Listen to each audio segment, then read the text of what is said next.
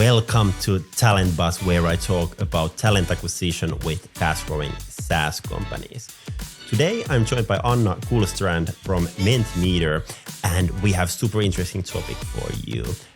Anna used to work as a VP of people in the company when two of their founders went to a parental leave. And suddenly, Anna became the CEO of the company for 5 months. And today we are discussing how did the 5 months go, what was easy, what was hard, what were the learnings, and what Anna learned during these 5 months and how she's taken these learnings and changing her way of working as a VP of people now after this experience. And let's start today's episode with some background information and how Anna actually ended up leading Mentimeter for 5 months. So it depends where you want, like where does the journey start. But I started at Mentimeter 3 years ago in 2020 as VP People, and our founders, two co-founders, Niklas and Johnny, they have always been very active in the company. And then Johnny was going to have his first kid, and he wanted to be off for half a year. And then I got the question if I wanted to be interim CEO during that period of time. Then you can ask, why did I get the question? And I felt very, very proud and honored and humbled, like also. But I've been working as a CEO before, not in the SaaS industry, but for 3 different digital agencies, like consultant agencies. It's a total other business model, but of course, like I felt comfortable with the the responsibility of a CEO. What was new for me though was like the size, and that it is SaaS, and that is like 40 million ARR and those kind of things, completely new. So I would say that I felt that the pressure was much higher than my previous CEO jobs. Yeah. Interesting. And you mentioned that you had like 2 founders. Like, why do you think, like, why you and not the other founder, or was the other founder still around while you were working as a CEO? He also went on parental leave at the same time. So basically, both our founders were away, and we were joking around in the management team and saying, like, in Swedish you say föräldrafritt, like free from parents, you can have a party, when the parents are not home. So that was like how, we were joking about that, like. Let's just do some bold moves now when they are both away. No, but I think like Niklas, the other founder, he is like a great, like he works with as a chief innovation and technology officer. So he's like great at innovation, great at running the engineering part of the organization. He's like an innovator, I would say. Like that's really his strength, and he's very good with people and culture things, but he is not as at all CEO material, and he would agree. Yeah. Interesting.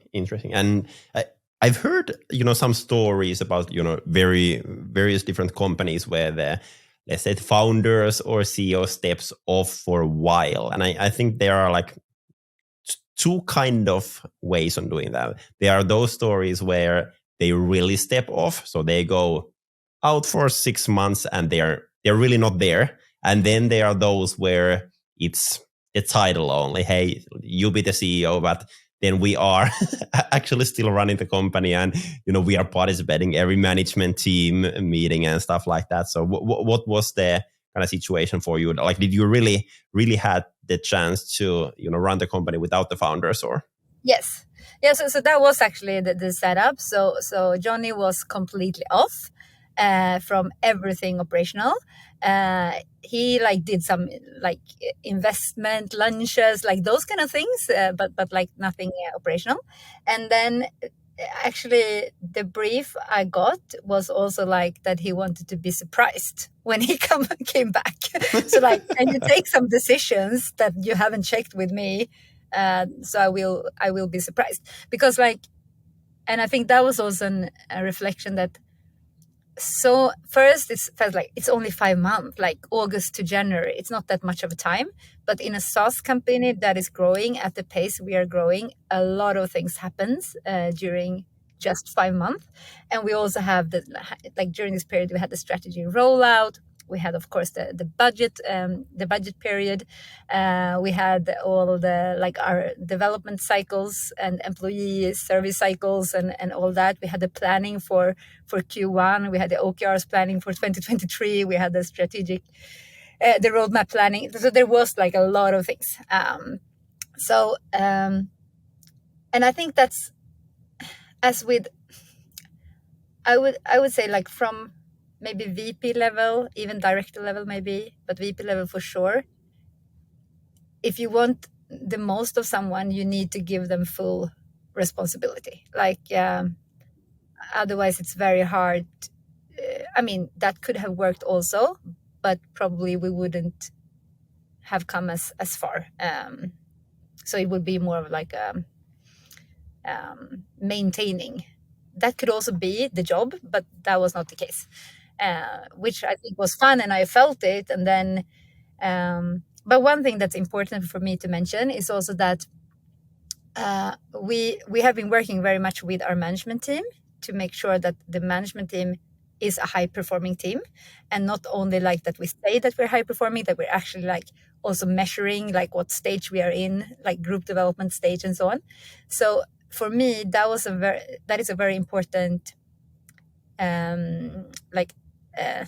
information point in this, that we were a very high performing management team. So I felt super safe with our team, and that everyone was all the department heads knew exactly what they were doing. We were building on each other's strength. We had fun together. We could also be vulnerable and talk about our struggles. And if we would have been a newly formed management team, or maybe a management team that was only doing information but not actually working together, this would have been so much tougher, the assignment. For sure. And you mentioned there earlier that the other founder, that he wasn't CEO material. What do you think? What is CEO material? I understood now that you were going to ask that. No, but I think that okay. I think as a CEO, you need to be a generalist, first of all. So you need to be very good at many things, and you need to be interested in the whole business. So for us, it means very high interest in product, in marketing, in sales, in support, in also the data and insights and so on, because that's the whole idea of a CEO, that how can I make all these units work together to drive business results. So for me, that's one thing. So it's very common, I would say, that a department head is very interested and focused and really passionate about their area of expertise. So if you are this chief product officer, you are you dream about product development, and you are passionate about go to market, product-led sales, or PLG, or whatever. So I think that's one thing that I would say as CEO material, that you are a proud generalist, and you're actually passionate about all the parts that makes the whole. And then, of course, you need to be also interested about I would say the customers / users. For me, that's where everything starts, that you need to care a lot about the customers and users, what they need, pain points, the value we're providing them, and look at everything from that perspective. So that is, I think, a very important trait. And then, of course, the business acumen, or the business, the interest, how that translates into money, and to pay attention to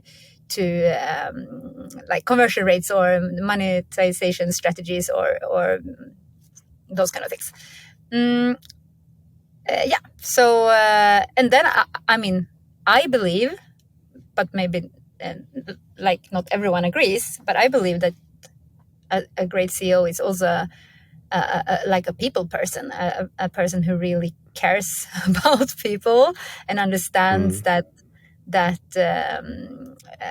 like the collective intelligence is bigger than the like, yeah, like the, what do you say, the sum is greater than its part.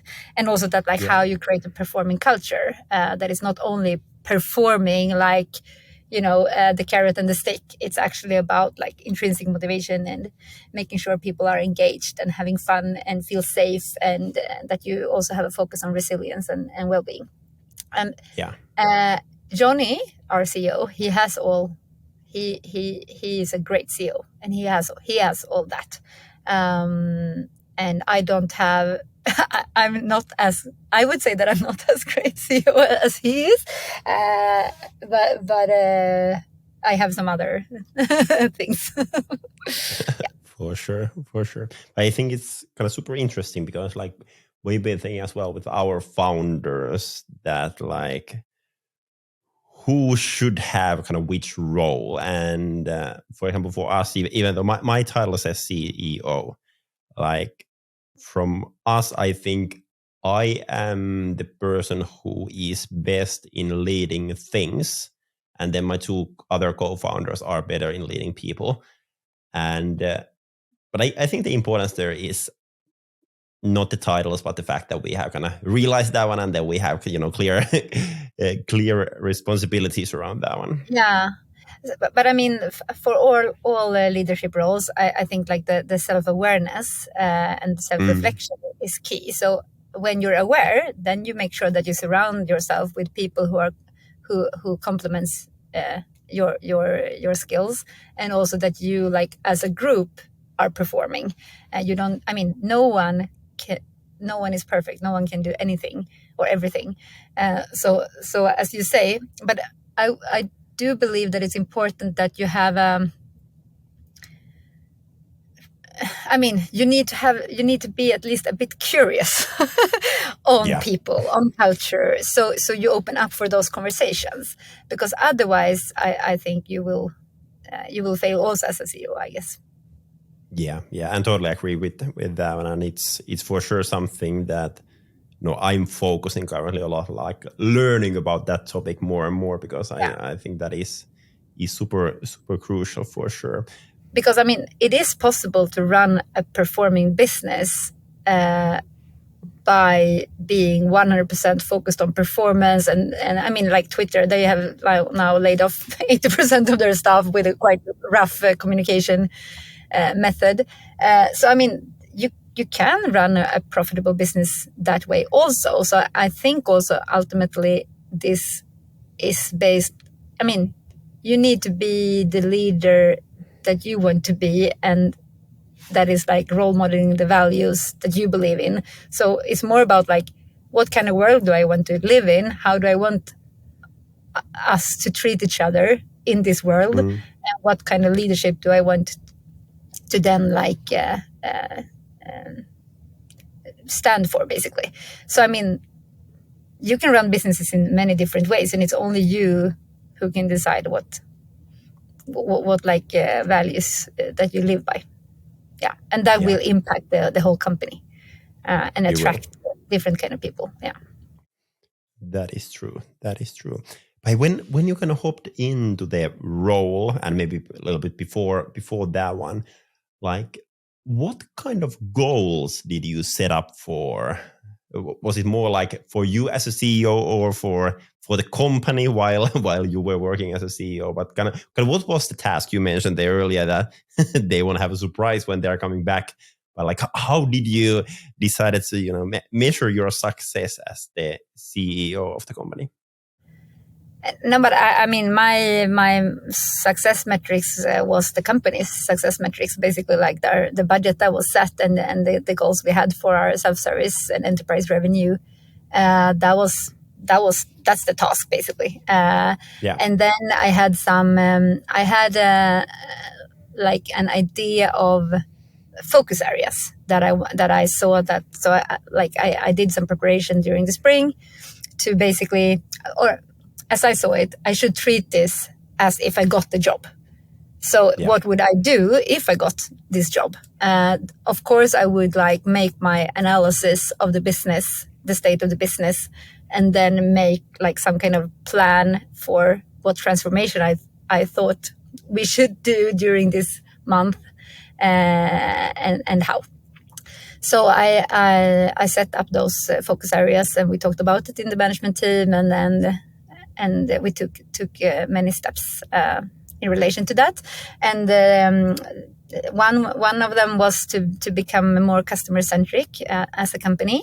That it's very easy, and also when you grow, it's very easy that you lose the connection to your users and customers, and you start to talk a lot about internal things, and you're like inwards looking, and it's easy to start to see when it happens, like in Slack or in communication or in like the presentation on the town hall, all hands, that when someone presents something, they present it from an internal perspective and not from the customer value perspective. So that was one thing that I wanted to like have an extra eye on, and take new steps within. And the other one was cross-functional collaboration.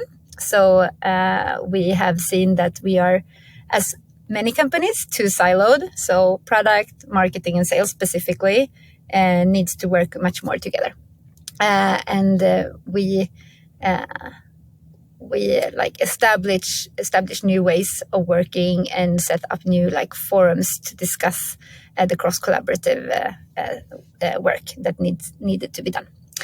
So those were like two important focus areas that we were working with during the autumn. Yeah, I think one thing that I've been personally thinking a lot as a CEO is like, I wish that our employees would kind of see my day-to-day life, let's say for a week or for a month. And after that one, they could be actually performing better in their, day-to-day life, and also kind of understanding the business a bit better. Now would be interesting to hear a little bit of your thoughts on, stepping kind of down as a CEO and coming back to, leading your people function.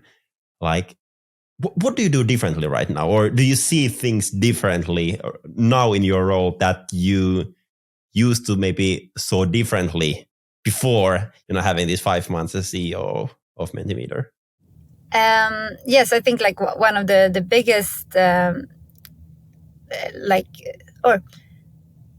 one thing that I built much closer relationships to all our department heads, which I didn't have before, because like during the autumn we were sitting in the management team working together, and I had all my one-to-ones with everyone and so on. So I came much closer, and that in itself is very beneficial for my role as Chief People and Culture Officer. So that's something that like I actually see now how I can actually, or the company could benefit from me having an even closer relationship to them with their struggles or opportunities when it comes to building the an efficient and performing and engaging department culture, basically. So that was one thing. The other thing was that I got a much better understanding of our business, our revenue streams, how everything ties together. So it's much more easy for me now when I talk about people and culture related topics to relate it to the business. To relate, so it doesn't become like, here comes the HR department talking about HR stuff, but actually like to relate everything to business impact or our strategy or our goals and so on. Which, I mean, of course, on paper, that is what a people and culture function should do. Like, we are only here to accelerate business impact, but it's easy to forget in the daily, and you get into your like your own like expertise area, you become a bit blind in a way. So I think that is the second part, that like now it's more easy for me to relate people and culture operations to business. And then probably I am now more, I would say I'm more performance focused than I was before. So for me, it's very clear in my head that like things that we are driving in people and culture, for example, engagement, well-being, diversity, or those kind of things, psychological safety, that they are driving business results. But what I understood now is that like if I don't more explicitly talk about performance and like having a high performing culture, reaching targets, focusing on what has the highest impact, there's a risk that the people perceive culture only as the ping pong tables or the free lunch or something like that. So that has I'm going to focus much more from now on when I talk about our culture to also talk about that it is a performing culture that we are building. Exactly. I think that makes sense, and it's important because I've been hearing a lot of talk from both HR people and recruiters, employer branding people that hey, founders don't get our value or CEO doesn't get our value, and of course there's always like two sides in each coin, and someone might say that hey, maybe the founder should realize the value, but I think one of the keys here is really that the people who are working in the people function or talent acquisition function, like how they can present their value, present that performance, the meaning of that one for the business strategy, the growth of the business, and so forth. So I think that's super interesting point there. No, but I believe I agree with you that like for many years and still in some industries, unfortunately, there's still this fight like HR should have a seat at the table in the management team. And I think the good thing with the startup community is that we are beyond that. So like people in culture in, I would say, most SaaS companies or most tech companies has a seat in the management team. But I do believe that exactly what you're saying, that like if you don't have it, maybe you also need to look yourself in the mirror and like, are you connecting what you're doing to business impact or not?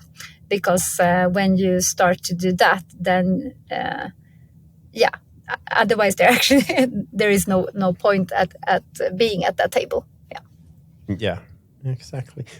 What happened to your role while you were a CEO? Like, was there a new VP of people, or were you kind of handling that hat as well, or what was the situation with that? Yeah, no, we didn't have any new, but we have two great directors, so they stepped up basically. So director of talent acquisition and director of people, so they stepped up and took a lot of my responsibility during this period, which also was like part of their like what do you say, development track anyway. So now they can keep on doing what they did during the autumn, and then there are new needs or business needs, or we're also growing as a company. So I have plenty of things to do anyway. So I think that was also, but I do think that this is a lesson also for Mentimeter, that like to dare to put people in interim positions and to basically take a chance on someone and like see someone's potential and let them try out an interim position. It's not only this one. We're also doing it in other parts of the business, and many times, or I would say most of the times, people raise to the occasion. Is that what they say? Like they really like step up and deliver, and the amount of learning you get during this period is like no course could replace that. Yeah. I really like the idea, but then I see one challenge on that one regarding retention. And if I can explain that one, let's use you as an example here. Working as a VP of people, then going to CEO, really enjoying that one, and then you're like, now I need to go one step down in my career when I kind of go back in the role. And same could happen, let's say salesperson going as a head of sales for a while or something. Like, do you see that as a challenge? And did you had the feeling, when you kind of came back that, hey, now I needed to downgrade myself and I'm not that valuable or valued at work or something like that? So like I believe you're right that there is a risk that you should be aware of. I do think that it's a bit maybe depending on the culture, the company culture, and the people you have recruited. If they are very driven by titles and status, this is a greater challenge. But if you have built another type of culture, maybe it's not. So I think it depends a bit like on the company itself, how like hierarchical and title driven it is. For me, it was. I didn't expect it to be a challenge to go back, but it was actually, and so I was a bit naive, I guess. So it was not a challenge to lose the title or the responsibilities. So that was very like for me, and it's also I think important that you understand that it's a period of time and that it's very clear like period of time, then going back, so it's clear from the beginning in all these kind of things, but. The main challenge for me was more like emotional things. Like, for example, I had one-to-ones with everyone in the management team and suddenly I didn't have it. So it was like that I lost like my sense of group connection or like something like that, because that's a big difference that 1 week you have one-to-ones with 8 or 7 people and you come very, very close to them, like the CPO, the CFO, the CMO and like all that, and then the other week you are not having it anymore. So that was like I mean, it's hardwired in our brain, like to like the tribe brain that we are like social animals. So it makes sense. Like I felt outside of the group, but I wasn't on paper, but it felt like that. So that was one thing, and then. And there was also like I also discovered like some like some interests or passions during this period that I have. For example, I'm actually very, very interested in like business development and like go-to-market strategies and those kind of things. And so that is a bit like, oh, now I'm like missing out on it in a way because I'm not in those conversations. But I'm not that worried. Like it's just that if you have been doing something for a while, then you get into it and you get a lot, like it's rewarding, and then you need like a bit of patience to just like get into like I need to like rediscover my passion for people and culture again. And to set up like new goals and new a vision with the team and get excited again about it, because I've been away, and just like acknowledging that, I think. But to answer your question, I think that like this the self-leadership, like my own self-leadership now in Q1 has been like very important, that I could like separate these very strange feelings from reality. But that is also something I've been practicing. So I'm not like surprised that people might just quit or just like slam the door or get angry or like whatever, or get recruited. I mean, I got a lot of headhunting requests during after this time. Yeah. Interesting. But hey, then let's talk a bit about successes and then maybe some failures, and let's start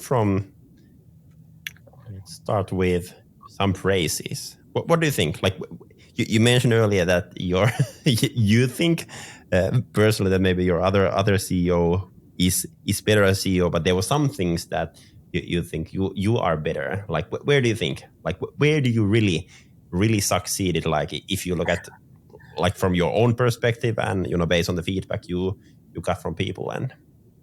Yeah. No, one thing that I got feedback on is that I more clearly like put like customer success on top of mind, basically. And also that we have a fantastic existing customer / post sales / customer success team, and we are very, very good at, once we have a customer in, to like educate them, inspire them, and help them with trainings to get the most value of Mentimeter as a product. So I helped the whole company to realize that, and also to realize more about the value we are actually providing our customers. Yeah, so that was one thing.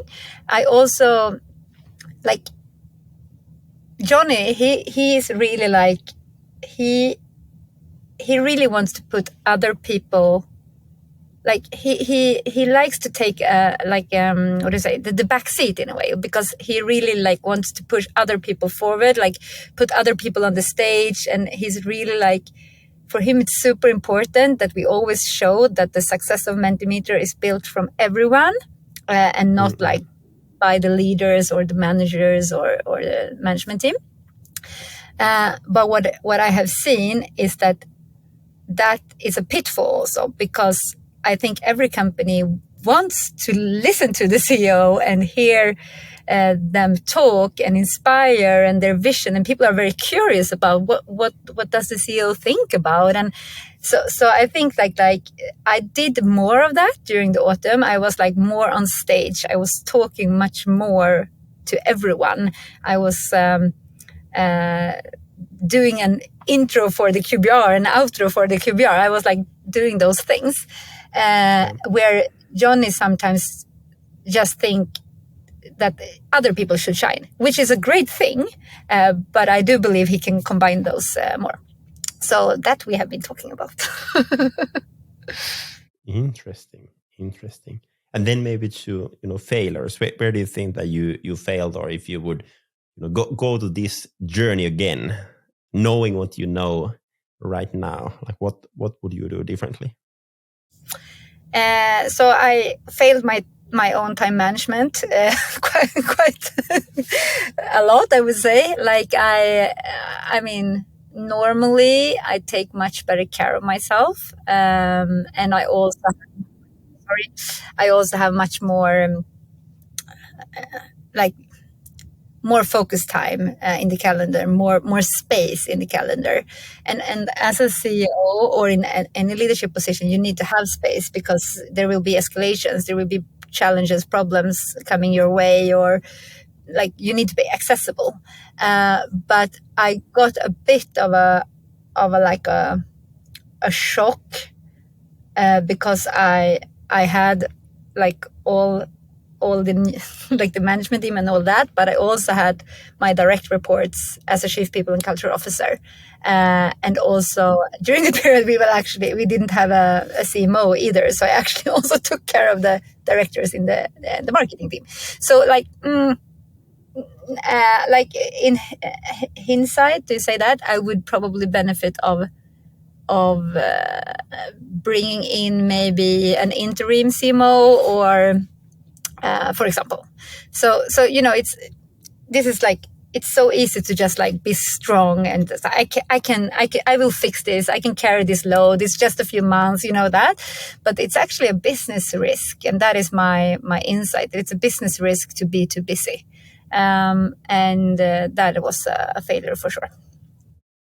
Yeah, great learning. I feel like every CEO should make sure that there is the focus time on the calendar, really to first of all work on things. Yeah, but the job is really to have that space to think longer thoughts and to connect the dots and to like see patterns and go above of the operational things. If you're too busy, that I was, then you lose that ability. Yeah, exactly. But hey, last question for today. Now, I know that there's a lot of recruiters listening, a lot of VP of people, a lot of VP of TA listening to this episode. So based on this experience, like what would be your number one tip for these people?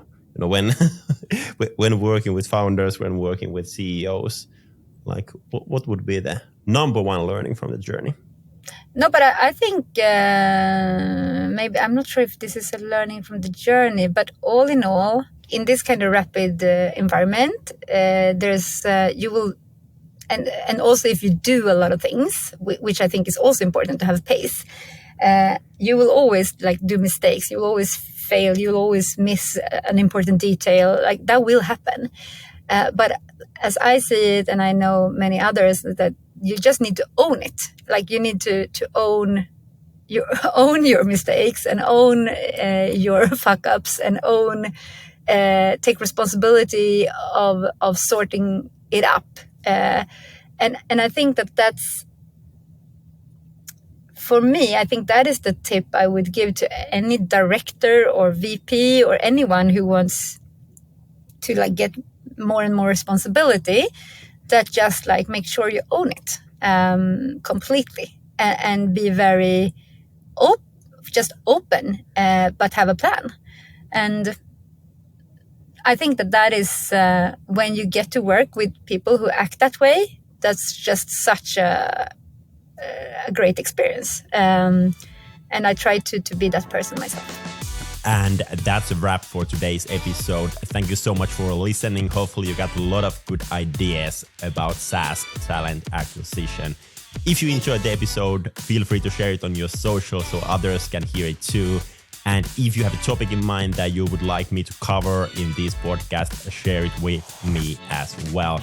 I'm Samuli, CEO and co-founder in TalentBee, where we help fast-growing SaaS companies in their talent acquisition.